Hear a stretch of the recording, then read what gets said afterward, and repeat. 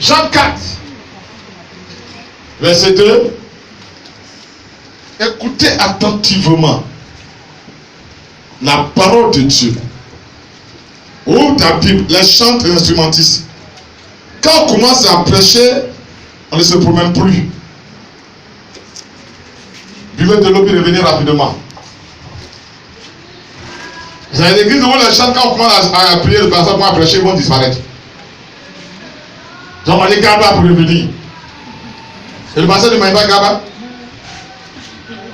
Dites Amen. Amen. Jean 4, verset 2, on parlait, mon fils. Jean 4, verset 2. Toutefois, Jésus ne baptisait pas lui-même, mais c'était ses disciples. Pas à partir du verset 3.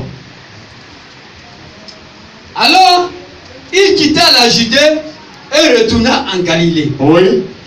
Comme il fallait qu'il passât par la Samarie, il arriva dans une ville de Samarie, nommée Sichar. Quelqu'un dit Sichar. Près du champ que Jacob avait donné à Joseph son fils. Là se trouvait le puits de Jacob. Oui. Jésus, fatigué du voyage, était assis au bord du puits. C'était environ la 6e heure. C'est à quelle heure? C'est à quelle heure? 15 heures. Non. Midi.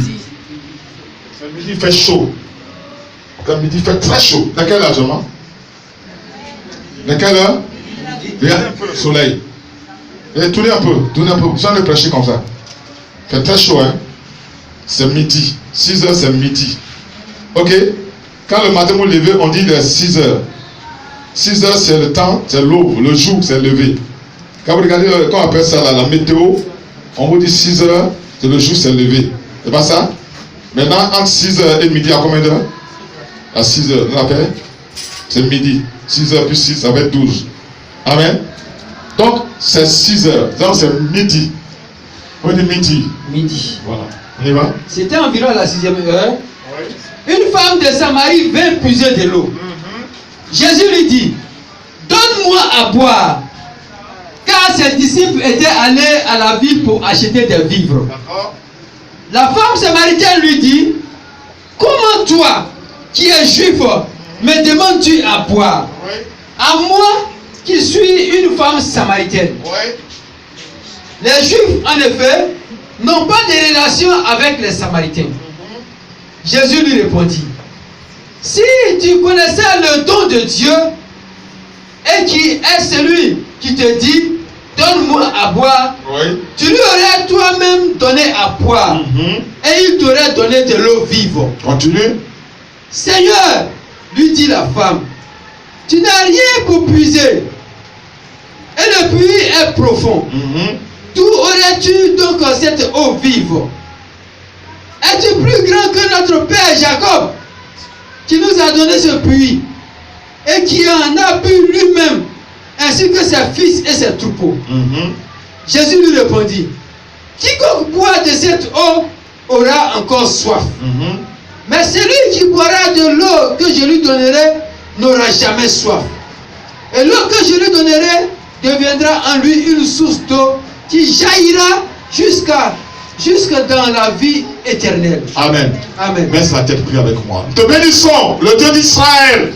Père Céleste, merci pour ta bonne parole que tu as envoyée. Seigneur, nous prions de disposer les cœurs. Nous voulons t'écouter, notre Père, notre Dieu. Papa, parle-nous. Dis-nous quelque chose et agis. Bénis ce moment encore. Tout ce qui est puissant des ténèbres se taise à jamais. Au nom de Jésus, nous lions les puissants maladies, les puissants esprits de mort, puissants de la sorcellerie. Nous détruisons la mission satanique. Au nom de Jésus-Christ, sois glorifié parce que tu nous parles maintenant, tu nous bénis. Au nom de Jésus. Amen. Voilà une histoire merveilleuse. Quelqu'un dit merveilleuse. Merveilleuse. Jésus va quitter la Judée pour aller en Galilée. Israël a deux grandes régions, Galilée et Judée. Galilée est bâtie, mais Judée n'est pas encore bâtie. Mais Israël est un puissant pays.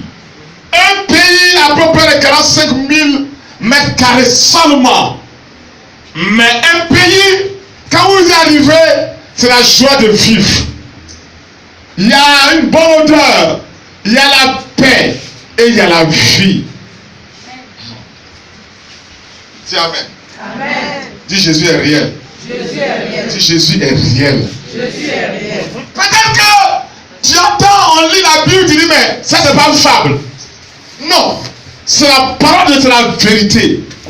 Israël existe bel et bien. Si tu quittes en Côte d'Ivoire par là en Israël, il faut avoir 12 heures d'avion. C'est pas tout précis. Hein? La France c'est tout précis. Alors voilà qu'il va quitter la Judée. Cette fois-ci il était en Judée. Il va quitter la pour aller où? En Galilée, en passant par une ville qu'on appelle quoi? La Samarie est une région. Et là-bas, les personnes qui habitent, on appelle les Samaritains. Souvent on dit bon Samaritain, vous dites ça, vous ne savez pas de quoi il s'agit. La Samaritaine. Et les personnes, les êtres humains qui y habitent. Mais entre eux et les Juifs, il n'y a pas de relation. Ah bon? Ok. Ça veut dire quoi? Alors il va arriver là, dans un lieu qu'on appelle Sichar. Et ce lieu-là, il y a un puits qui a été créé spécialement par le petit-fils d'Abraham, qu'on appelle Jacob. Ok? Donc il a fait bâtir ce puits-là. Qu'est-ce qu'on appelle un puits? C'est un lieu où on s'en va, on puise de l'eau. Comme dans le village, vous voyez le puits là. On prend un seau, on met dedans, et puis on tourne, ça dépend comment on fait remonter le seau. Comment on fait descendre le seau, comment on fait remonter le seau. Et bien sûr, il y a de l'eau en bas. Ça veut dire quoi? L'eau ne se trouve pas en hauteur, mais l'eau se trouve en bas. Quelqu'un dit l'eau est en bas. Quand vous regardez la mer est en bas. La mer n'est pas en hauteur, mais la mer est en bas. Alors il va arriver à ce puits-là. Il avait soif. Comment on peut dire Jésus que Dieu a soif? Mais Dieu s'est mis dans la peau de l'homme. En étant dans la peau de l'homme, c'est normal qu'il ait soif, qu'il ait faim. Donc il a pris le corps de quoi? De l'homme. Nous tous sommes ici là. Nous avons faim, nous avons soif. N'est-ce pas? Nous mangeons, nous buvons. Donc lui, il a mis dans la peau de l'homme. C'est logique qu'il a marché, il a soif. Donc il s'arrête au puits. Il cherche de l'eau à boire. Vous dites, il cherche de l'eau à boire. Pourquoi il a marqué l'arrêt? À cause d'une seule femme. Dieu dit, une personne de sauver dans le ciel, c'est la joie. À cause d'une seule femme qui allait venir là, dont la vie est une vie de dépravation. Qu'est-ce que veut dire dépravation? Une vie qui n'est pas la gloire de Dieu. Elle marche n'importe comment. Elle ne sait même pas où est ce qu'elle fait. Elle ne sait pas où elle va. Une vie de débauche. Tu vas venir, maman? Qu'est-ce qu'on appelle la débauche? Une personne qui vit dans le péché. Alors, pour elle, tout ce qu'elle faisait penser que c'était bon. Or, Jésus est quelqu'un, Dieu nous sert d'un amour infini. À cause de cette femme qui vit dans une position de séché, il va quitter Judée pour aller vers elle. Quelqu'un dit Amen. Amen. Je vais me donner le thème du message. Quel thème tu vas donner? Quel thème tu vas donner? Rapidement. Cherchez. Alors, il quitte la Judée et dit, à cause de cette femme-là, je m'en vais. Où ça? En Galilée, passant par Samarie. La femme se trouve entre Judée et Samarie. Dans une contrée qu'on appelle Samarie. Dis Amen. Et une petite localité qu'on appelle Sichar. Il va arriver, il sait que la femme va venir. Il sait que cette femme va venir puiser de l'eau. Jésus connaît toutes choses. Jésus sait tout. Jésus voit tout. Quelque part là se dit là, est-ce que Dieu même me voit? De ma manière de faire, est-ce que Dieu même me voit? Quand il rentre quelque part dans un coin bizarre, est-ce que Dieu me voit? Mon ami, il faut entrer en bas de la terre. On entrer en bas de l'eau. Dieu te voit Tant que le papa me te voit, il a connu de toi, il te voit. Et puis il rit. Alors, il est arrivé la net, il voit la femme qui vient. Elle vient avec quoi? Elle va puiser de l'eau. Elle arrive là, elle voit quelqu'un qui est arrêté là. Et cette personne lui dit, bonne arrivée. Ah, est-ce que tu peux me donner de l'eau à boire? Elle dit, mais, entre vous les juifs et nous là, parce qu'elle a vu l'accoutrement, l'habit de Jésus, un sac de Jésus est un juif. Pas son habillement. Dis amen. Dis amen. Dis amen. Dis amen. Je sais qui tu es. Par ta manière de faire, Jésus te connaît. Même si tu es né dans un village lointain de la Côte d'Ivoire ou d'ailleurs, Jésus te connaît. Il te voit. C'est lui qui t'a envoyé sur la terre. Amen. Dis amen. Amen. Alors, il va dire à la femme, je veux boire. Elle m'a dit, mais en vous là, il n'y a pas de il n'y a pas de relation. Dans la vie de quoi? Déjà là, il a commencé déjà à avoir quoi? Une petite discussion entre Jésus et elle. Amen. Amen. Mais c'est pas en vain que Jésus est venu.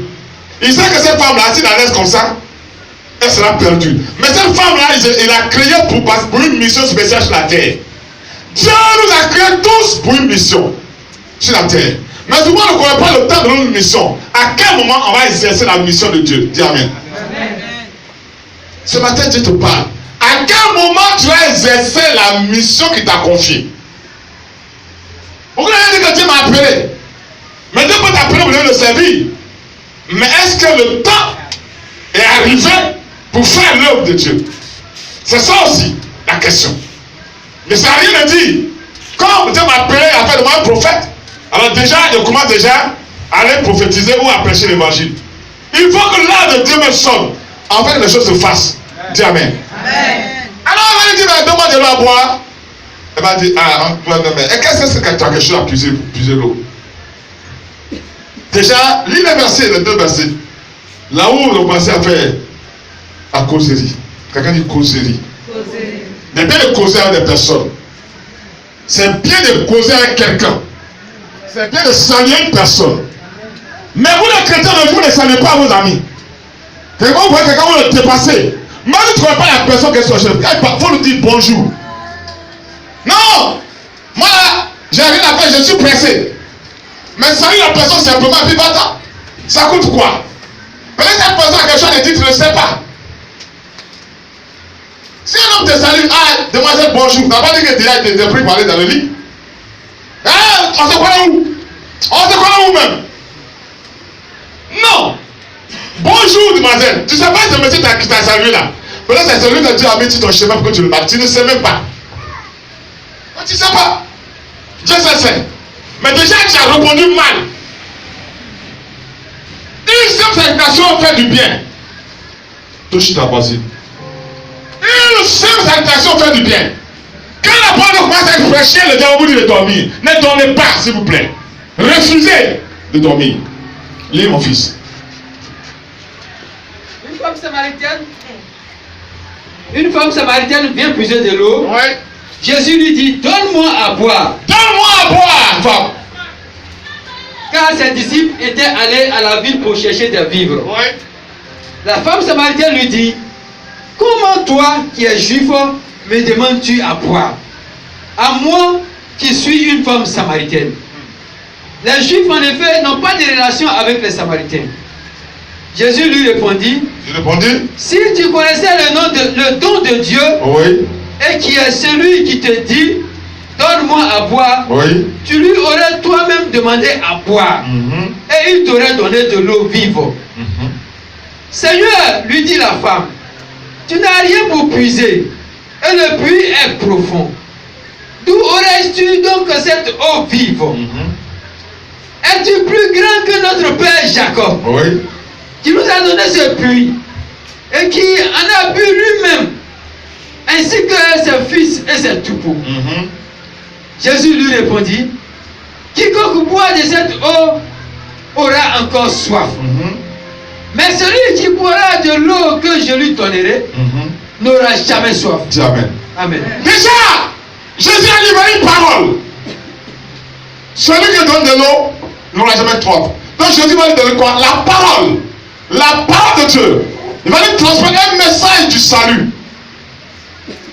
Donc Jésus dit que toi, ton eau que tu as me donné là, pas me donner quelque chose, je n'ai rien fait dans ma vie. Je prends ton eau là, mais demain, en même temps il fait de boire, peut-être dans 30 minutes je vais avoir soif. Mais moi, il y a de l'eau que je vais te donner. Une fois que tu bois cette eau là, tu n'auras plus jamais soif. Donc Jésus a commencé à évangéliser la femme. Je veux dire parler à quelqu'un ce matin. Il est important d'évangéliser une âme. Vous le moment qui partez au marché, c'est pas pour vendre seulement. Quand vous arrivez au marché, Dieu sait pourquoi vous a placé au marché. Tout chacun vous dit, Dieu sait pourquoi il t'a placé quelque part. Dieu sait pourquoi il t'a placé quelque part. Ça au marché. Au marché, il t'a déposé. Tu verras comment tes piments, tes bananes, tes gomos. Maintenant, il y a une femme qui a su la connaître de toi certainement, qui est là de voir autre chose. Mais cette personne-là ne connaît pas Jésus. Il faut lui dire simplement, maman, bonjour, ce matin, tu as bien dormi, Jésus t'aime. Je vais te dire une chose, il est temps d'évangéliser. Il est temps de parler à ton voisin du quartier. Ou à celui qui est dans la même localité que toi, même au marché, dans le bureau où tu travailles. Dis-lui que même s'il est musulman, dis-lui que Jésus l'aime. Même s'il t'insulte, ça ne fait rien. Cette dame a répondu à Jésus d'une manière bizarrement. Entre toi et nous là, il y a quoi à tu dis? Il y a le gars de l'autre, tu vas boire. Mais Jésus l'a écouté même. Jésus a ri dans son cœur. Il dit, non, tu connaissais celui qui te demandait ça là. C'est que tu dois aller voir. Dis amen. Donc Jésus lui a donné une réponse, mais une réponse de quoi? En lui annonçant l'évangile. Combien d'entre vous qui parlent de Jésus à vos voisins? Combien d'entre vous qui allez dans votre village ou ailleurs, qui disent, ah, il y a quelqu'un qui est venu porter ton fardeau à la croix. Celui-là s'appelle Jésus. Il t'aime. Combien d'entre vous qui le faites? Toi-même qui est là, tu as été converti. Quelqu'un t'a annoncé l'évangile. Quelqu'un t'a parlé de Jésus. Et quand t'a parlé de Jésus, tu as accepté. C'est pourquoi tu es encore là. Tu serais mort pour aller à l'enfer. Mais toi, ta bouche est fermée. Tu ne peux pas dire à quelqu'un que Jésus est vivant, c'est ton Dieu. Quand tu connais tout, tu connais, je veux un mariage, je veux un travail, je veux un mariage, je veux arrête-toi de ça maintenant. C'est plus affaire de mariage travail d'abord, mais c'est quoi? D'annoncer la parole de Dieu d'abord. Tu as dit d'abord, dis amen. Toi-même n'est pas bon, dis amen là. Non, je suis baptisé confirmé, il est à l'église là. On dit dans l'église, quand l'homme me dit prie Dieu, le béni, passe au travail de vous nous bénir, on gagne travail. C'est pas la première des choses. Est-ce que tu connais Jésus? Est-ce que toi-même, la parole que tu reçois là, tu es prêt à donner ça à tes frères qui ne connaissent pas Jésus encore? C'est ça d'abord la première mission.